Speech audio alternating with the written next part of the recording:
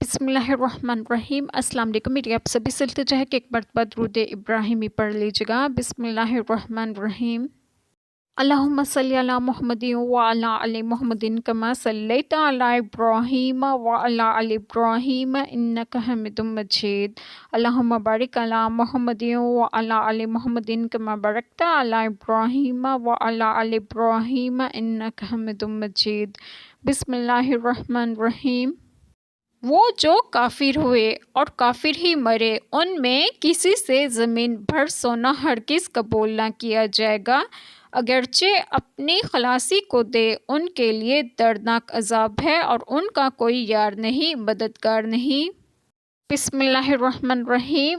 آج جو بات آپ لوگوں سے ڈسکس کروں گی وہ یہ ہے کہ جو لوگ کافر ہوئے اور کفر کی ہی حالت میں مرے تو ایسے لوگوں کے لیے دردناک عذاب ہے۔ نہ ان سے کسی قسم کی بخشش قبول کی جائے گی اور نہ ہی ان کے مال اور ان کی اولاد کام آئیں گے، اور نہ ان سے عذاب ہلکا کیا جائے گا، بلکہ وہ لوگ ہمیشہ جہنم میں رہیں گے۔ اللہ تعالی ہم سب کے تمام گناہوں کو معاف فرمائیں اور ہمیں صراط مستقیم کی راہ پر گامزن کریں، اور آپ سب کو آپ کے گھروں میں خوش و خرم رکھیں اور صحت و تندرستگی بھی دیں۔ آمین۔ جزاک اللہ خیر۔